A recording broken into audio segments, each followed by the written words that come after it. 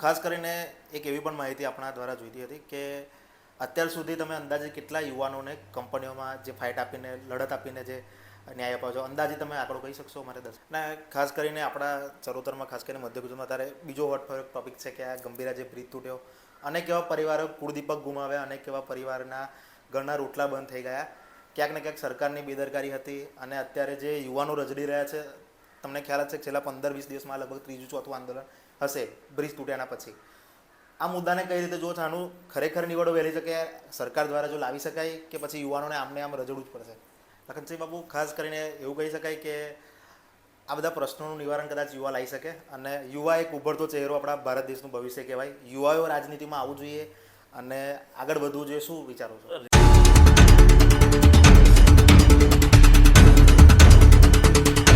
આમ તો યુવાનો દેશની ડોર ક્યાંક ને ક્યાંક સંભાળી જ રહ્યા છે અને આજના યુવાનો છે તે પ્રગતિ પણ કરી રહ્યા છે.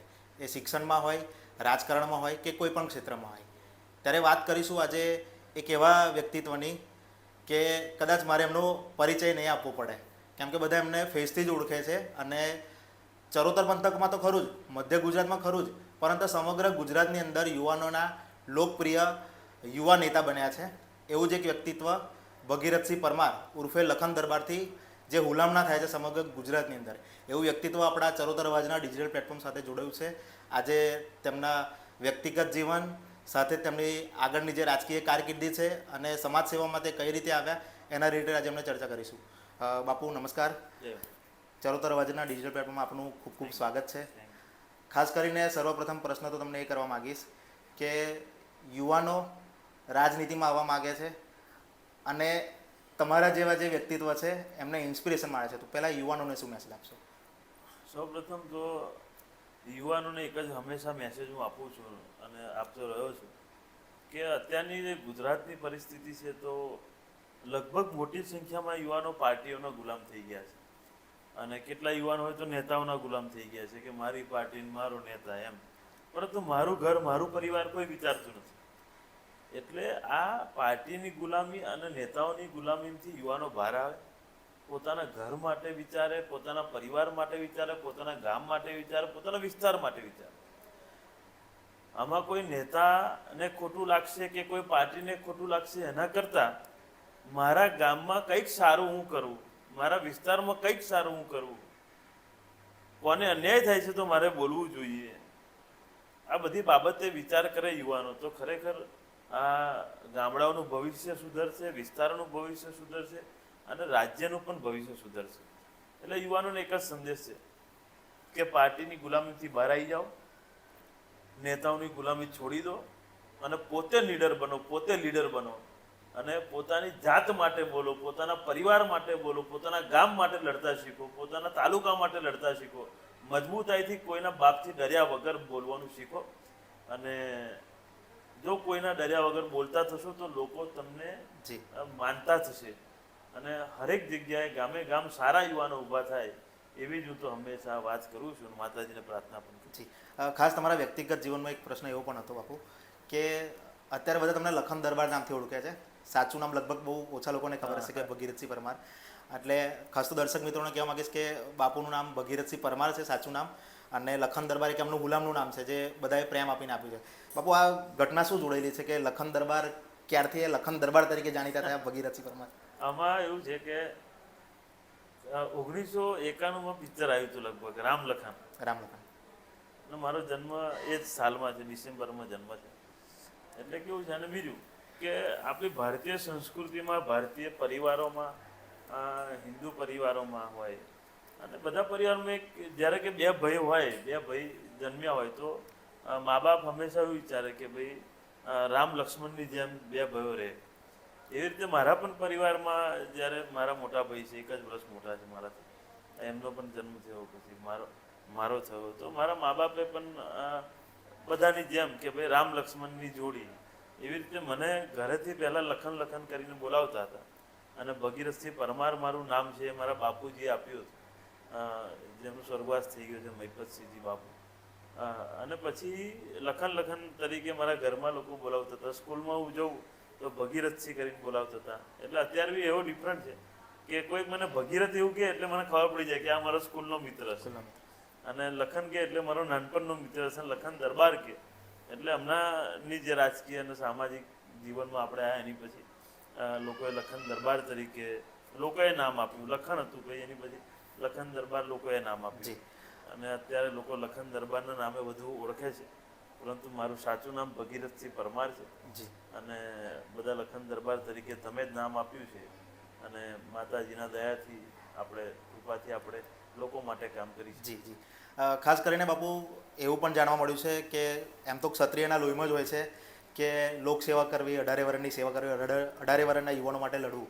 પરંતુ ક્યાંક એવું પણ જાણવા મળ્યું છે કે તમારા પિતાશ્રી પણ ક્યાંક લોકસેવા સાથે જોડાયેલા હતા અને એ જ વારસાની અંદર સંસ્કારમાંથી જ આપ દ્વારા આ સેવાકીય જે સેવા યજ્ઞ છે ચાલુ કરવામાં છો, કઈ રીતના જુઓ છો? બહુ મહત્વની બાબત છે કે મારા પિતાજીનું નામ છે કનકસિંહ અમરસિંહ પરમાર. એટલે મારા પિતાજી જે છે એમનો સ્વર્ગવાસ થઈ ગયો છે, કનકસિંહ બાપુ. હવે મારા પિતાશ્રી આઈપીસીએલમાં, જે તે સમયની IPCL Indian petrol chemical limited હતી, આઈપીસીએલ હતી અને સરકારની કંપની હતી. અત્યારે તો રિલાયન્સે ટેક ઓવર કરી લીધી છે. એ આઈપીસીએલ કંપનીમાં જે તે સમયે એમને નોકરી મળી કેન્ટીનમાં થાય.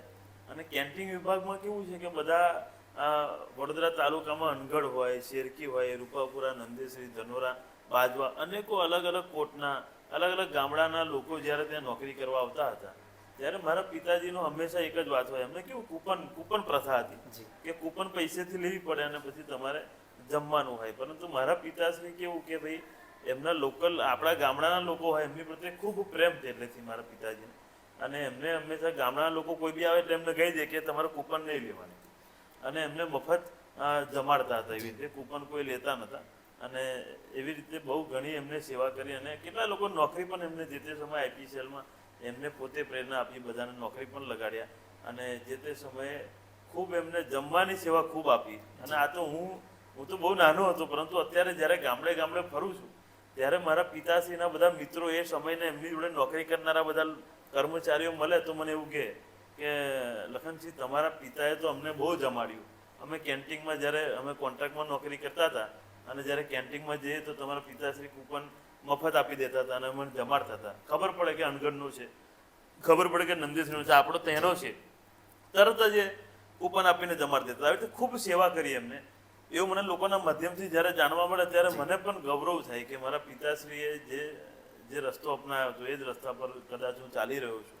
અને મેં કીધું એવી રીતે કે જ્યારે પરંપરાગત સેવાકીય કાર્ય હોય અને આપણે એ જ કાર્યને આગળ વધાવતા હોય ત્યારે મનમાં ખૂબ પ્રસન્નતા થાય અને ખૂબ ગૌરવ થાય. અને હું તો માતાજીને હંમેશા પ્રાર્થના કરું છું કે જીવનમાં કશું કરી ના શકું કે ગમે તે થાય, પરંતુ આ જે અત્યારે જે રસ્તા પર હું ચાલી રહ્યો છું કે મારા ગામડાના લોકોની વાત કરું છું. કેટલા લોકોને એવું થાય છે કે લખનભાઈ સિટીના લોકોની વાત નથી કરતા, પરંતુ એટલા માટે ગામડાના લોકોની વધારે વાત કરું છું કે પોતે હું ગામડાનો છું. મારું ગામ શેરકી છે, મહી કાંઠાની નજીક છે, મહીસાગરમાં, મહીસાગર નદીના સાનિધ્યમાં છે. હવે મેં ગામડાઓની પરિસ્થિતિ જોઈ છે. ગામડાઓમાં ખૂબ જ પરિસ્થિતિ ગંભીર હોય છે. રોડ, રસ્તા, પાણી, ગટર, આ બધી સુવિધાઓ નહિવત હોય છે. અને આ બધી પરિસ્થિતિમાંથી મારા ગામડાના લોકો પસાર થાય છે.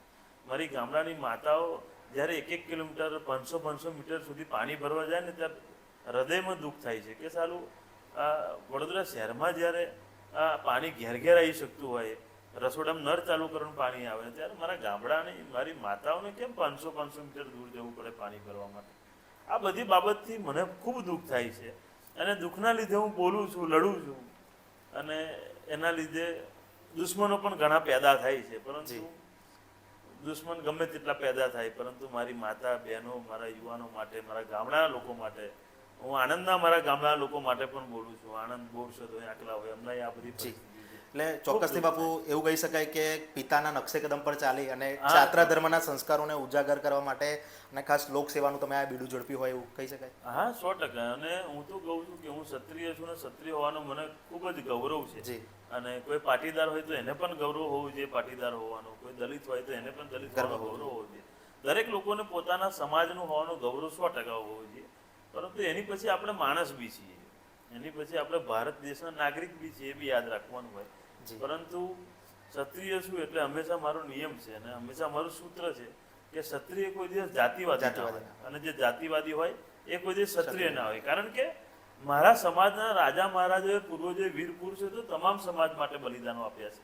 કોઈ એક સમાજ માટે, પોતાના સમાજ માટે નથી આપ્યા, પોતાના ગળા પણ આપી દીધા, એ તમામ સમાજ માટે આપ્યા હતા. જી. એટલે આ બધી આ બધી જે પરંપરાગત જે આપણો ઇતિહાસ છે, એ ઇતિહાસ જોઈને એવું લાગે કે સારું આપણે કંઈક નહીં કરીએ તો આપણને ભવિષ્ય માફ નહીં કરે. એટલા માટે એ રસ્તા પર અમે ચાલીએ છીએ, છાતી ઠોકીને ચાલીએ છીએ, કોઈના બાપથી ડરતા નથી. અને જ્યાં જરૂર પડે, કોઈ બી સમાજના લોકોને જરૂર પડે ત્યાં હંમેશા ખડે પગે ઊભા રહીને લડત કરીએ. જી બાબુ, ખાસ કરીને મારું ઓડિયન્સ જે છે ચરોતર અવાજનું, એમને એ પણ વધારે રસ છે કે 2027માં લખનસિંહ બાપુ એ લડવાના છે, કાં તો રાજનીતિમાં આવીને કંઈક નવા જૂનીને એંધાણ એવા પણ સૂત્રો દ્વારા માહિતી મળે છે. શું કહીશો? ના, 2027ની ચૂંટણી ધારાસભ્યની ચોક્કસથી લડવાનું છું. જી. અને હું તો બીજા લોકોને બહુ કહું છું કે દરેક તાલુકામાં બધા યુવાનો ઊભા થાવ. બહુ થયું ભાજપ ટિકિટ આપી દે એટલે એને જીતાડી દેવાનો, કોંગ્રેસ ટિકિટ આપી દે એને જીતાડી દેવાનો, પબ્લિક ટિકિટ આપે એને જીતાડો. યુવાનો ગામડે ગામડે તૈયાર થાવ, ધારાસભ્ય બનો, સંસદ સભ્ય બનો અને પોતાના ગામ, પોતાના વિસ્તારનું નામ રોશન કરો, પોતાના લોકો માટે કંઈક ને કંઈક કરો. આ જીવન એક જ વાર મળ્યું છે, ફરી નહીં મળવાનું. આ જીવનમાં એવું કંઈ કરીને જાઓ કે વર્ષો વર્ષ સુધી તમને યાદ રાખે લોકો. આપણે આપણા મહાન પૂર્વજો જેટલું તો નહીં કરી શકીએ, પરંતુ એટલું કરવું જોઈએ કે આવનારા 100 વર્ષ સુધી તો તમારું નામ રહે. અને મને હંમેશા ગૌરવ થાય છે. આ ચૂંટણીની વાત કરી, પરંતુ એમાં વચ્ચે એક વાત લઈ રહ્યું છું કે લખન દરબારનું કાલે જો મૃત્યુ થઈ જાય તો મને હવે ફરક નથી પડતો. મેં મારા જે જીવનમાં કરવાનું હતું એને કરી દીધું. આજથી 100 વર્ષ પછી બી કોઈ પણ કંપનીમાં જ્યારે 50 લાખ રૂપિયાનું વળતર મળશે ને, ત્યારે લોકો એ વાત કરશે કે આ લખન દરબાર હતો અને એને કંપનીમાં લડત કરીને લોકોને લાખો રૂપિયા આપવાની શરૂઆત કરી હતી, એના કારણે આજે આ લોકોને વળતર મળ્યું છે. એટલે એ વાતનો ગૌરવ મને રહેશે. અને હું મરી જઈશ તો લોકો 100 વર્ષ પછી બી મારું નામ લેશે કે ભાઈ આ છોકરો હતો, આ છોકરાને લીધે આ મળવાની શરૂઆત થઈ હતી. બાકી 1 રૂપિયો કોઈ નહોતો મળતો. ઘેટા બકરાની જેમ લોકોને નોકરી પર રાખતા હતા, મજૂરી કરાવતા હતા, અને મરી જાય તો ડેડ બોડી લઈને જતો રહેવાનું. પરંતુ 2016ની વાત કરું, અમરાપુરા ગોવિંદસિંહ ગોહિલ કરીને એક અમરાપુરા ગામ સિંદરોટનું કરવું છે, અમરાપુરા, ત્યાંના એક કર્મચારી મરી ગયા હતા અને એમની મૃત્યુ થઈને મને ખબર પડી, હું ત્યાં પહોંચ્યો હતો અને સૌ પ્રથમવાર 21 લાખ રૂપિયાનું વળતર ત્યાં મળ્યું હતું. લોકો માટે સપનું હતું. મેં કીધું 21 લાખ રૂપિયાનું વળતર, તો લોકોને મજાક લાગતું હતું, આટલા બધા પૈસા તો કંપની આપતી હશે, પરંતુ 21 લાખ રૂપિયાનું વળતર જાહેર છે. એની પછી 2017ની સાલમાં જ્યારે જીએસપી કંપનીમાં બ્લાસ્ટ થયો, 6 જણના મૃત્યુ થયા. લગભગ અહીં દેવાનના બી કંઈક હતા, આણંદ જિલ્લાના બી 2-4 લોકો હતા, અને એ લોકોને 35 લાખ રૂપિયાનું વળતર 24 કલાકના આંદોલન પછી મળ્યું હતું. એ પણ એક ઇતિહાસ છે. અને આવી રીતે હમણાં શિવા ફાર્મામાં 59 લાખ રૂપિયાનું વળતર 2 પરિવારોને આપવામાં આવ્યું. એટલે આવી રીતે જે મેં આ વળતર જે પ્રથા ચાલુ છે, જે લોકો એવું કહે છે કે એલડી વળતર યોજના, લખન દરબારની વળતર યોજના, જેમ સરકારની યોજના ના ચાલે તે લખન દરબારની વળતર યોજના ચાલે. બસ આટલું જ છે. હવે વર્ષો સુધી લખન દરબારને લોકો યાદ રાખશે. એટલે હવે આપણે વાત કરીએ છીએ ચૂંટણીની, કે 2027ની ચૂંટણી હું ચોક્કસથી લડવાનું છું. એટલા માટે લડવાનું છું કે મારા ગામના લોકોને નોકરીઓ નથી મળતી. નોકરીઓ મળે છે તો પછી સરકારી રેટ નથી મળતો. સરકારી રેટ મળે તો વર્ષોથી જે કાયમી નોકરી માટે તરસતા હોય, વર્ષોથી મજૂરી કરતા એમને કાયમી ના કરવામાં આવે. આજે તમે અમારા અનગઢ, રૂપાપુરા, નંદેશ્રી, શેરખી, બાજવા, કોટના, કોયલી, અનેકો ગામડાઓની પરિસ્થિતિ એવી છે કે જેના પિતાજી કોન્ટ્રાક્ટમાં નોકરી કરતા હતા, એનો દીકરો આજે કોન્ટ્રાક્ટમાં જ મજૂરી કરે છે, એનું ભવિષ્ય બદલાયું જ નથી. અને અત્યારે અમારે આસપાસના ગામડાના લોકોને ધુમાડા જ ખાવા પડે. નંદેશ્રીમાં જઈને કંપનીના ધુમાડા ખાવાના, અને તોય સરકારી રેટ ના મળે. એટલે આ બધી પરિસ્થિતિને સુધારવી છે. આજે ગામડે ગામડે રોડ, રસ્તાની પરિસ્થિતિ ખરાબ છે. ગામડે ગામડે પીવાનું પાણી નથી મળતું. નંદેશની આસપાસના લોકોને તો પીળું પાણી આવે છે, બોર ખોદો તો પીળું પાણી આવે. આ બધી પરિસ્થિતિને સુધારવી છે. અને સુધારવી એટલા માટે છે કે મારા લોકો છે, મારા ગામના લોકો છે, મારા સગા સંબંધીઓ છે, મારા પરિવારના બધા લોકો છે. એટલે મને લાગણી છે. બીજાને લાગણી ના હોય છે. બીજા તો રાજકારણ કરવા માટે આવે, બીજા તો ચૂંટણી લડે, જીતે ને જ્યાં સુધી જીતેલા ત્યાં લગીને આવશે. પરંતુ મારે તો આખી જિંદગી અહીં રહેવાનું છે, મારા લોકોની વચ્ચે રહેવાનું છે. એટલે મને પોતાને લાગણી છે કે મારા લોકોનું ખોટું થઈ રહ્યું છે, હવે મારે બોલવું પડશે. અને જો હું ના બોલું તો મારી માતાનું ધાવણ લાગે. એટલા માટે નક્કી કર્યું છે 2027ની ચૂંટણી ડંકાની ચોટ પર લડીશું. હું એકલો નહીં, મારા સમગ્ર યુવાનો લડશે, અને ચોક્કસથી અમે કંઈક ને કંઈક ઇતિહાસ મોટો રચીશું. જી બાબુ, ખાસ કરીને એક એવી પણ માહિતી આપણા દ્વારા જોઈતી હતી કે અત્યાર સુધી તમે અંદાજે કેટલા યુવાનોને કંપનીઓમાં જે ફાઇટ આપીને લડત આપીને જે ન્યાય અપાવો છો, અંદાજે તમે આંકડો કહી શકશો અમારે દર્શક? અંદાજે આંકડો હમણાં મારા મિત્ર એક કહેતા હતા, એમને એનાલિસિસ Analysis. બધું કર્યું હતું, એટલે એમને કીધું કે લગભગ 80 કરોડની ઉપરની રકમ આપણે અત્યાર સુધી અપાઈ. એમ ચરોતરમાં આપણા મધ્ય ગુજરાતમાં એક રેકોર્ડ કહી શકાય કે પહેલો એક યુવા હશે કે જેને આટલા બધા કંપનીના યુવાઓને વળતર અપાયું. હા, શરૂઆત જ થઈ, બાકી તો શરૂઆત કોઈ રૂપિયો એક રૂપિયો આપતું નહોતું. અમને એક વીએમસીમાં કોન્ટ્રાક્ટમાં એક ભાઈ કામ કરતા હતા. વીએમસીમાં કોન્ટ્રાક્ટમાં કોઈ વિચારી ના શકે કે આટલા રૂપિયા, એમને 40 લાખ રૂપિયાનું વળતર હજુ હમણાં 10 જ દિવસ થયા છે, 40 લાખ રૂપિયાનું વળતર 4 જ કલાકમાં આપવું પડ્યું હતું. એટલે લગભગ 80-90 કરોડની ઉપર મને એક મિત્ર કહેતા હતા કે જી. હવે તમે 100 કરોડની ઉપર કરશો. મેં કીધું અહીં આંકડો વધારવો નથી, આંકડો ઓછો કરવો છે. લોકો મરવા ના જોઈએ, મરવા ના જોઈએ. લોકોનું મૃત્યુ ના થવું જોઈએ. કંપનીઓ એટલી સેફટી રાખે કે લોકોનું મૃત્યુ ના થાય. મારું તો હંમેશા એક વાત છે. ને બીજી વાત, આ ધારાસભ્ય એટલા માટે થવું છે કે અત્યારે લખન દરબારે લોકોને વળતર આપવા માટે આંદોલન કરવું પડે છે. જો લખન દરબાર ધારાસભ્ય હોય તો લખન દરબાર વિધાનસભામાં અવાજ ઉઠાવે ને ઠરાવ પાસ કરાવે જી. કે કોઈ પણ કંપનીમાં કોઈનું મૃત્યુ થાય તાત્કાલિક ધોરણે 51 લાખ રૂપિયાનો ચેક આપી દેવામાં આવે, એવો ઠરાવ, એવો કાયદો લખન દરબાર પાસ કરાવી શકે. જી. એની માટે ધારાસભ્ય બનવું છે, સમજો. એટલે ચોક્કસથી બાપુ એવું કહી શકાય કે ધારાસભ્ય એક તો પહેલા સારા સભ્ય હોવો જોઈએ. એનું ઉદાહરણ તમે બંધ બેસાડશો એવું કહી શકાય. 1000% મેં તમને કીધું એવી રીતે કે બનાવો એકવાર લખન દરબારને ધારાસભ્ય ખબર પાડી દે આ કંપનીઓને કઈ રીતે દાદાગીરી કરે છે, કઈ રીતે આ મોટા મોટા મેનેજરો આવીને હોશિયારી મારે છે મારા લોકો પર, જે લોકોને મજૂરી કરાય છે ને ઉપરથી એ લોકોને ઘેટા બકરાની જેમ રાખે છે. રિફાઇનરીમાં કોઈ એક માણસને કાઢતા પહેલા 10 વાર વિચારવું પડે જો લખન દરબાર ધારાસભ્ય હોય તો. નંદેસરી જીઆઈડીસીમાં કંપનીને પીરું પાણીનું એક ટીપું છોડતા વિચારવું પડે લખન દરબાર ધારાસભ્ય હોય તો. આ બધી પરિસ્થિતિ સુધારવી છે. આ રોડના કોન્ટ્રાક્ટરો જે 1 વર્ષમાં રોડ તૂટી જાય છે ને, એ રોડ ના તૂટે લખન દરબાર ધારાસભ્ય હોય તો. એટલે આ બધું સુધારવા માટે ધારાસભ્ય બનવું છે, મારે પોતે કશું કરવા માટે નહીં. બાકી લખન દરબારને તો માતાજીએ તમે સૌએ બધાએ નામ એટલું આપ્યું છે કે ધારાસભ્ય કરતા લોકો વધારે ઓળખે છે, લોકો વધારે પ્રેમ કરે છે, માન સન્માન આપે છે. ધારાસભ્ય તો એક જ વિસ્તારનો હોય, લખન દરબાર તો ગુજરાતનો તમે લોકોએ બનાવી દીધો. જી બાબુ, ખાસ કરીને અત્યારે કોઈ યુવાન છે એ બહાર નીકળે છે, પ્રજા માટે અવાજ ઉઠાવે છે, તો એને કોઈ સરકાર દ્વારા અથવા સત્તા પક્ષ દ્વારા દબાઈ દેવામાં આવે છે. એનું એક તાજું ઉદાહરણ અત્યારે આપણે અમદાવાદ મીડિયા કે જેને આજે દારૂના અડ્ડા પર જે રેડ કરી હતી, ખરેખર પ્રજા માટે કરી હતી, આ દેશની બેન દીકરીઓ માટે, અમદાવાદની બેન દીકરીઓ માટે કરેલી, કે એ લોકોનું ક્યાંક ને ક્યાંક ભવિષ્ય ના ખોરવાય, તો ઉડતું એ લોકોને પ્રેશર કરવામાં આવતા. આવા જે યુવાઓ લડી રહ્યા છે એમને દબાવવામાં આવે છે, તો શું કહેશો એ બાબતે? શું કહેવું છે તમારું? હમણાં જે અમદાવાદનો કિસ્સો તમે કીધો એ કેટલો શરમજનક સરકાર માટે એટલા માટે છે, ગૃહ વિભાગ માટે બી શરમજનક છે કે એક તો અમદાવાદમાં દારૂના ધંધા ખુલ્લેઆમ ચાલે અને એમાં કોઈ જાગૃત પત્રકાર પોતે જીવના જોખમે જાય છે. હું જીવના જોખમે એટલે કહું છું કારણ કે બુટલેકરો બધા ભૂતકાળ ઇતિહાસ ગુનાહિત ધરાવે છે, મારામારીના કેસો બી ધરાવે છે. હવે એવી જગ્યાએ જવું, જીવનું જોખમ પોતાના પરિવારને ભૂલીને બીજા પરિવારો માટે, બીજા લોકોના પરિવાર ના રજડી જાય એના માટે ત્યાં જવું. એની પછી ત્યાં આગળ જઈને એને બધું ઉજાગર કર્યું. દુનિયાભરની દેશી પોટેલીઓ પીતા લોકો, તમે વિચાર કરો કે ખુલ્લેઆમ દારૂ વેચાય અને ખુલ્લેઆમ લોકો દેશી પોટલી પીતા હોય અને પછી એ પત્રકાર પર એવો ગુનો નોંધવામાં આવે કે તમે લૂંટફાટ, એવો કંઈક છે ને, લૂંટફાટ કરી કે આ તે બધું, એટલે ખોટી ખોટી કલમો કરીને એને દબાવવાના અલગ અલગ કલમો લગાવીને આ તે બધું. હું એવું કહું છું કે એનાથી થોડીક વધારે કલમ, એની જેટલી કલમ જો બુટલેકર પર લગાવે ને તો બુટલેકરો દારૂનો ધંધો બંધ કરતા હતા. અને એનાથી વધારે કલમ જે બુટલેકર પાસેથી જે પોલીસ વાળો હપ્તા લે છે એની પર લગાવવી જોઈએ, તો આ ધંધો બંધ થાય. પરંતુ આ કશું થાય એવું નથી, કારણ કે આ તો વર્ષો વર્ષ ચાલ્યા જ કરવાનું છે. કારણ કે જ્યાર સુધી ભ્રષ્ટાચાર અને બધું રહેશે ત્યાર સુધી જો એક જ વસ્તુ છે, કાં તો તમે દારૂબંધી પરફેક્ટ નહીં કરી શકતા તો દારૂબંધી હટાવી દો, કાં તો પછી દારૂબંધી પરફેક્ટ કરો. એમાંથી એક વસ્તુ કરો. આજે તમે દુનિયાભરના લોકો જોડે દારૂ પીવાના લાયસન્સો છે, એ લોકો દારૂ પીવે છે, સમજો. અને જે લોકો અત્યારે બીજા બજારમાં પીવે છે ડુપ્લિકેટ દારૂ પીવે છે, સમજો. અને એનાથી લોકો બધી વિધવા, નાની ઉંમરમાં બહેનો વિધવા થઈ જાય છે. મેં તમને કીધું એવી રીતે. અને આ દેશી દારૂ ના ડુપ્લિકેટ દારૂ એ પીપીને આ ગુજરાતનું યુવાધન અત્યારે ભયંકર રીતે અસ્વસ્થ થઈ ગયું છે.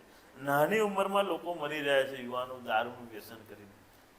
એટલે જ હું સરકારને કહેવા માંગુ છું કે મહેરબાની કરો, આ દારૂબંધી કડક કરો, અને દારૂબંધી જો કડક ના કરી શકો, દારૂબંધી હટાવી દો. જેમાંથી એક વસ્તુ કરો પણ.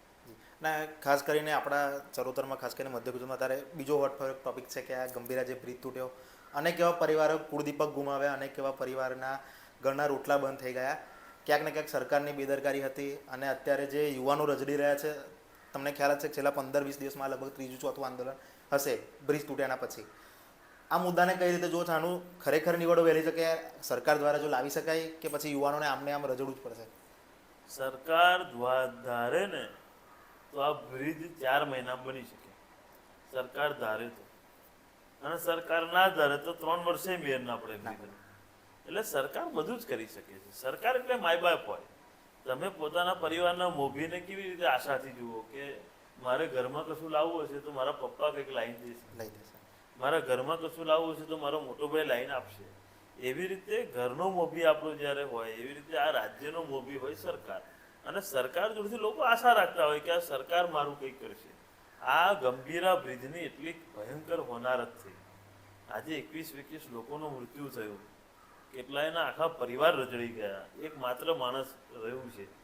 આ બાબતે 2022ની સાલમાં મેં આરએનબીના અધિકારીને મેં પોતે રજૂઆત કરી હતી, અને આરએનબી અધિકારી પોતે સ્વીકારતો હતો કે ભાઈ હા, તમારી વાત સાચી છે લખનભાઈ, બ્રિજ ગમે ત્યારે તૂટી જશે, હવે ચાલે એવી પરિસ્થિતિમાં નથી. આવું 2022માં સ્વીકાર્યા પછી બીજા 23, 24, 25 સુધી આ બ્રિજ ચાલુ રાખ્યો. એટલે આ દેશમાંના રાજ્યમાં કેટલું ધુપ્પલ ચાલે છે, તમે વિચાર કરો.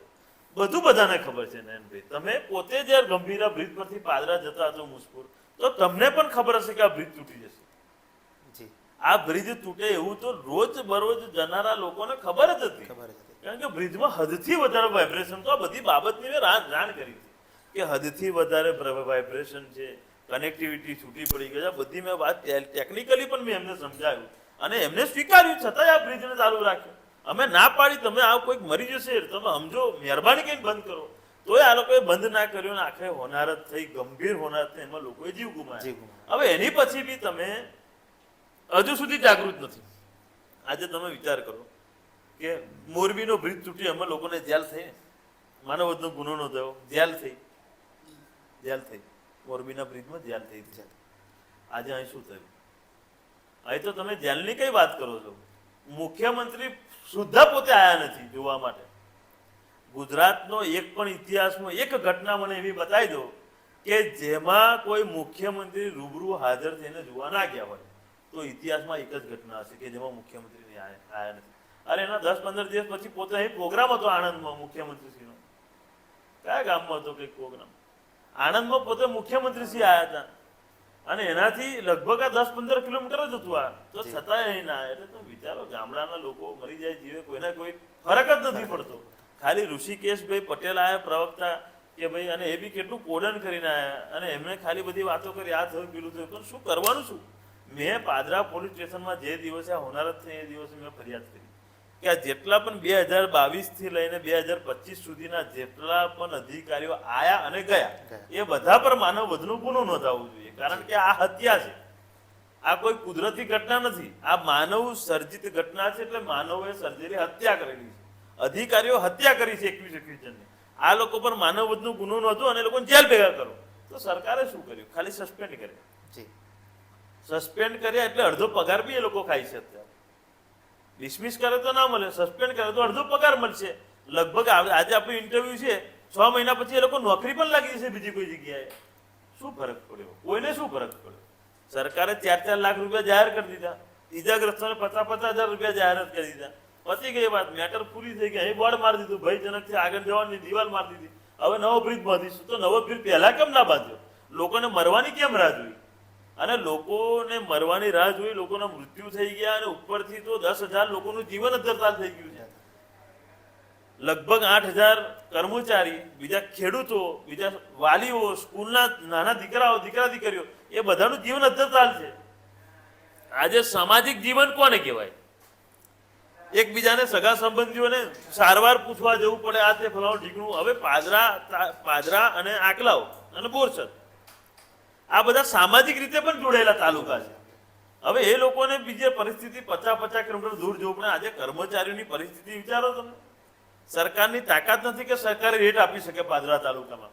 આ સરકારની તાકાત નથી કે 5-5 વર્ષ લોકો નોકરીકરણ કાયમી કરી શકે. અને ઉપરથી આવા સરકારના પાપે બ્રિજો તૂટે અને એમાં બિચારો 12,000 રૂપિયા નોકરી કરનારો દેવળથી બિચારો નીકળે નોકરી કરવા પાદરાની કોઈ કંપનીમાં, એને પાદરાની કંપનીમાં પહોંચતા 3 કલાક લાગે, પછી આવતા 3 કલાક લાગે.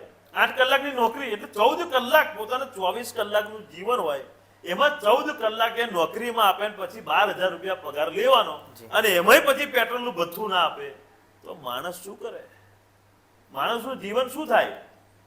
24 કલાકમાંથી 14 કલાક પોતાના પરિવારને નહીં આપતો, એ કંપનીને આપે છે.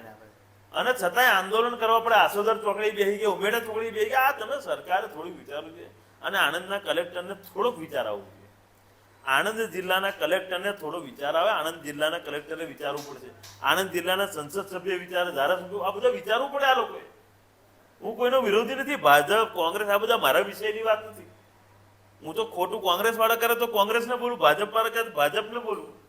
પરંતુ બધાએ મળીને વિચારવું જોઈએ. જ્યારે તમારું પગાર આ 182 ધારાસભ્યનો પગાર વધારો કરવાનો હતો ને, ત્યારે બધાએ એક હાથે બેસી સર્વપક્ષીય ઠરાવ પાસ કરી દીધો. પોતાનું લેવાનું હોય ત્યારે મારા બેટા ભેગા થઈ જાવ. અને અહીં ગંભીર બ્રિજ તૂટ્યો, લોકોને પગાર અપાવવાનો, લોકોને ભથ્થું અપાવવા, આ વૈકલ્પિક રસ્તો બનાવવો છે આપણે. તો એમાં કોઈ બોલો, એમાં ભાજપ કોંગ્રેસ કરવા મળ્યા. આ કેવું? એટલે તમારું તમારું અને અમારું કોઈનું નહીં. અમારામાં રાજકારણ કરવાનું, તમામ રાજકારણ નહીં. એટલે આવું છે ભાઈ. આ તો દેશમાં અત્યારે રાજ્યમાં પરિસ્થિતિ એવી છે કે જેની ગોદડી જાય એને ટાળવાય, અને ગોદડી ગામડાના લોકોની જતી રહી છે. સમજી લો. લખનસિંહ બાબુ, ખાસ કરીને એવું કહી શકાય કે આ બધા પ્રશ્નોનું નિવારણ કદાચ યુવા લાવી શકે, અને યુવા એક ઉભરતો ચહેરો આપણા ભારત દેશનું ભવિષ્ય કહેવાય. યુવાઓ રાજનીતિમાં આવવું જોઈએ અને આગળ વધવું જોઈએ. શું વિચારો છો? જો લુખ્ખાઓ રાજનીતિમાં આવે, ગુંડાઓ રાજનીતિમાં આવે, બુટલેકરો રાજનીતિમાં આવે, બલાત્કારીઓ રાજનીતિમાં આવે, એની કરતાં સારા ઈમાનદાર લીડર યુવાનો આવે તો સારું.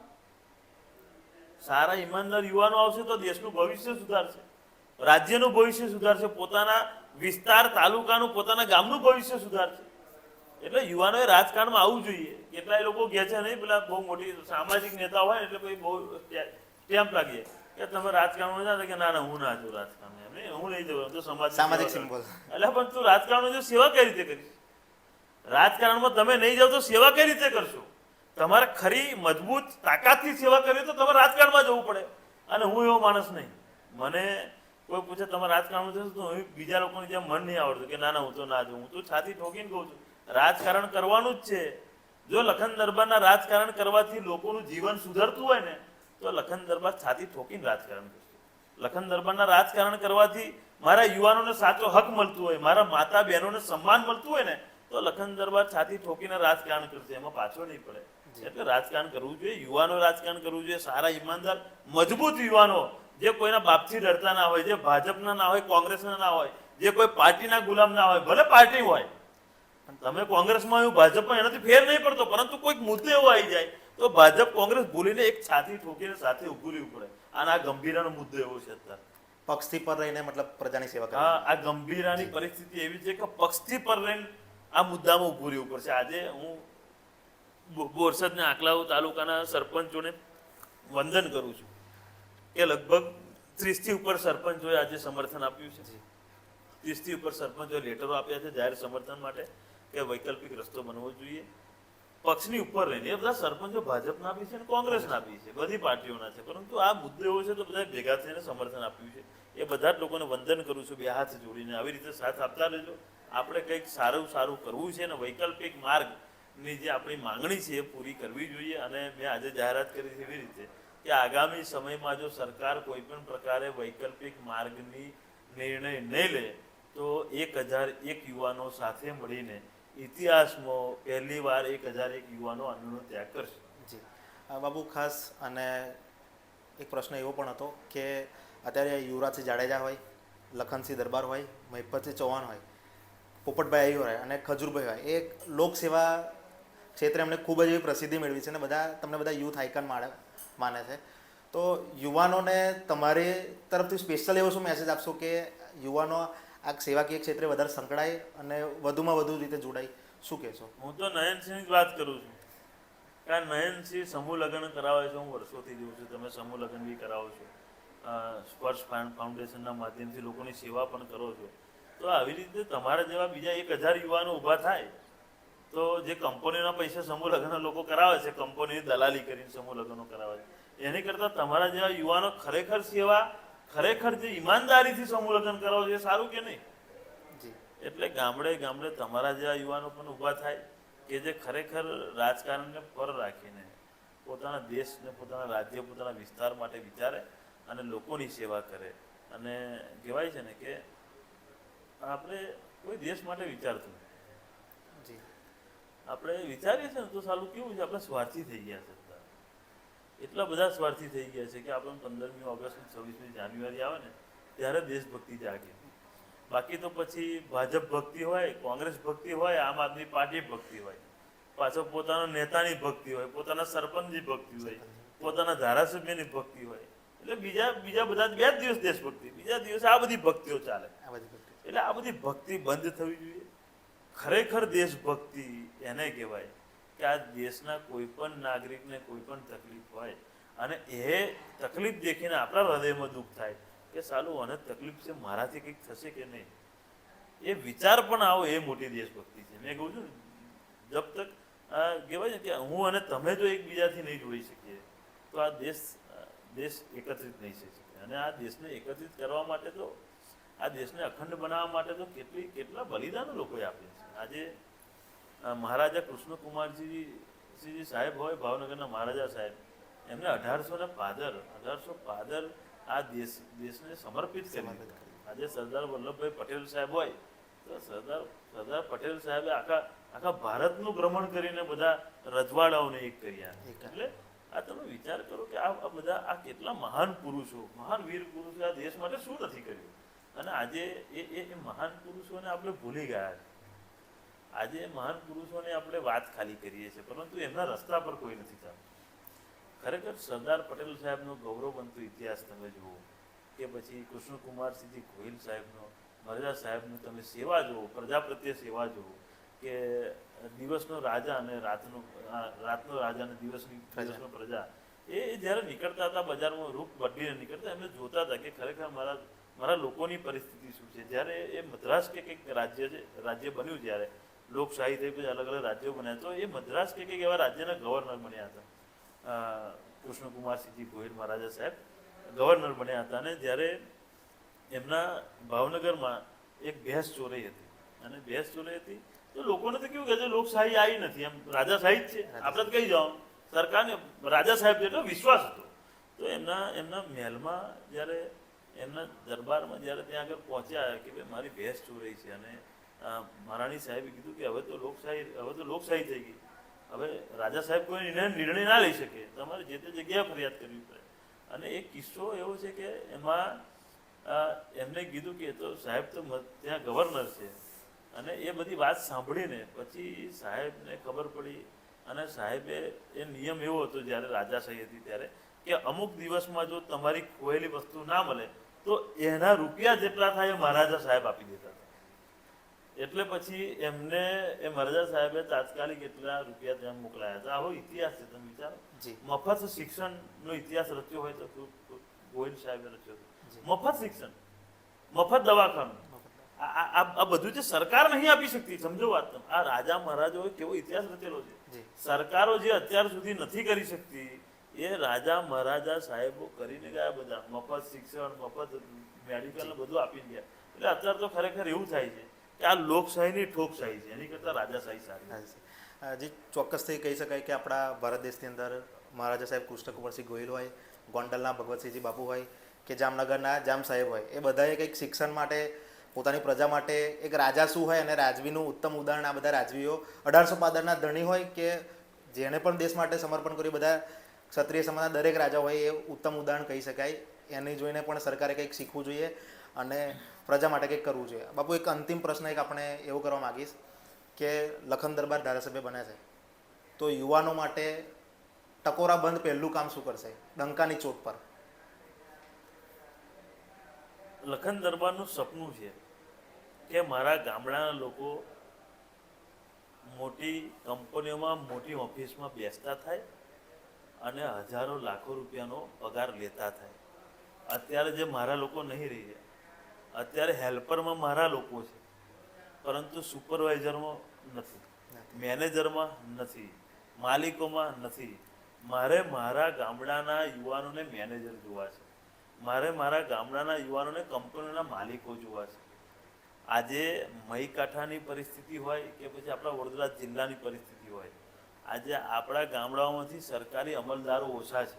મારે મારા ગામડાના યુવાનોને તલાટી બનતા જોવા છે, પીએસઆઈ, પીઆઈ, મામલેદાર, કલેક્ટર બનતા જોવા છે. અને હું ચોક્કસથી કહું છું કે આ લખન દરબાર જે દિવસ ધારાસભ્ય બનશે, મા ભવાનીનો આશીર્વાદ હશે ને જો હું ધારાસભ્ય બનીશ, તો આ બધા જ સપના લખન દરબાર પૂરા કરશે. અને કીધું એવી રીતે કે એવું કામ કરવું છે ધારાસભ્ય બન્યા પછી કે વર્ષો વર્ષ સુધી હું ભલે ના હોઉં, પરંતુ લખન દરબારનું નામ અને લખન દરબારનું કામ લોકો યાદ રાખે. ચોક્કસથી આ હતા લખનસિંહ દરબાર, ભગીરથસિંહ બાપુ, તમે જેને લખન દરબારથી ઓળખો છો નામથી, એ કે જેઓ હજારો યુવાનોના અત્યાર સુધીના પ્રશ્નો એ સોલ્વ કરી ચૂક્યા છે. આવનાર સમયમાં રાજનીતિમાં પણ નવા જૂનીના ઇંધણ છે અને ડંકાની ચોટ પર કદાચ જીતશે તો યુવાનો માટે હજારો એવા સપનો જોયા છે એ પણ સેવશે, એવી પણ બાપુએ ખાતરી આપી છે. તો ચોક્કસથી આજના ભારત દેશના યુવાનને હું કહેવા માગીશ કે ખરેખર જો તમારે જીવનમાં કંઈક આગળ વધવું છે, દેશ માટે કંઈક કરવું છે, પોતાના સમાજ માટે કંઈક કરવું છે અને રાષ્ટ્ર માટે કંઈક કરવું છે, તો અત્યારે લખનસિંહ દરબાર કે જેમને આપણે જાણ્યા અને માન્યા, એમનામાંથી આપણે કંઈક શીખવું પડશે. અત્યારે લડી રહેલા હજારો યુવાનો માટે મહિપતસિંહ બાપુ છે, લખનસિંહ બાપુ છે, પોપટભાઈ આહિર છે કે ખજૂરભાઈ હોય, અનેક આવા એક સમાજ સેવકો છે, એમનામાંથી આપણે કંઈક શીખવું પડશે ને દેશ માટે, સમાજ માટે અને રાષ્ટ્ર ગૌરવ કંઈક વધે એ માટેના પણ આપણે એમનામાંથી નેમ લઈ અને કાર્યો કરવા જોઈશે. તો લખન બાપુ, આપનો દિલથી ખૂબ ખૂબ આભાર અમારી સાથે જોડાવા બદલ. Thank you.